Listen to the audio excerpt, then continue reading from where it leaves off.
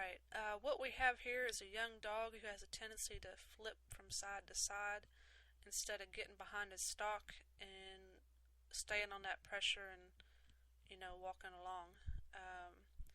You'll see here when I sent him, he did okay that very first lift. But as soon as things start moving, he just goes to flopping back and forth. He's really not concentrating on bringing them to me.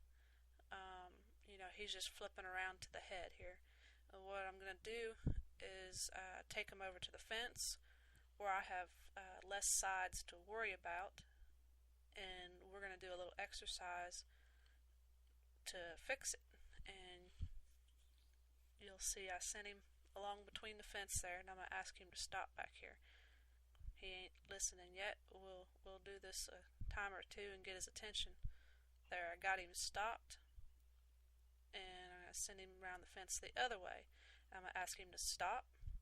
He's not wanting to. He's wanting to flip out there on that outside side to the head. And we'll go the other way. I don't want him to flip too far around. See, he's going wrong there. And we'll send him to the fence again and stop him. There. I'm having to down him. You don't necessarily want to down the dog every time. I try correcting him verbally first for flipping. I'll tell him, and he's not responding to that too well, so I'm just going to go ahead and down him and get him to think about it a little bit. Now he's going to flip out, and I corrected him. See, he's not wanting to settle back there. Get him to stop. No, he's got to settle before I'm going to let him go between them. Send him between the fence again, and stop. We'll get him to stop here in a second.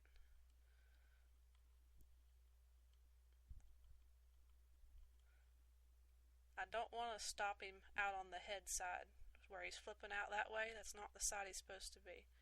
I want him to stop right there.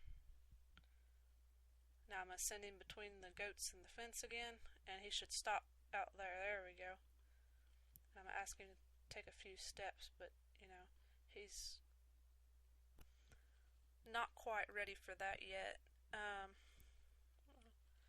What I'm eventually wanting him to do, instead of sending him each time directly between the goats and the fence, I'm eventually going to ask him to walk up a few steps. But I want to be careful that he doesn't flip out to the outside. And the whole reason we're sending him to the fence side is so he doesn't flip to the outside.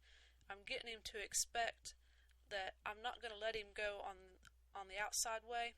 I'm going to send him to the fence, so he's going to start pausing a little more. And you see we managed a few steps there that time before he started to flip. As soon as I think he can't take any more steps before he wants to flip, we'll stop him and send him over to the fence side again. And this is his worst side. He doesn't like to stop as well there. Send him and try to get him to settle there again. And we'll go the other way. And again stop. And this time you can see he's finally getting it. Now he's walking behind him instead of flipping to the outside. Now send him to the fence again, stop, and we'll try again for a few steps in this other direction. Check that out. Walked right in there and didn't flip to the outside. See, he's finally starting to hold that pressure a little bit instead of just flopping out to the outside. Now I'm going to try and get him settled down here, and I'm going to call him off. He did it right. I'm going to get a hold of him, and I'm going to praise him. He's wanting to avoid me here so much. I'm asking him to stop. I'm going to get up there to where I can ask him to come to me. What I'll do with a young dog, I'll try and stop him and catch him at least once during a training session, and then ask him to work a few more minutes, just so that they understand that every time I'm going to catch them doesn't mean we're quitting, and they'll be less anxious about being caught.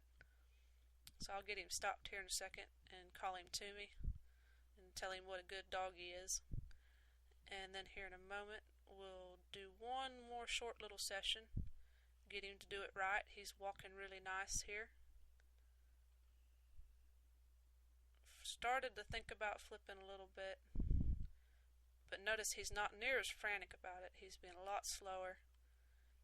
I need him to stop, walk, and now I'm going to stop him and catch him. See the big difference between when we started and when we finished?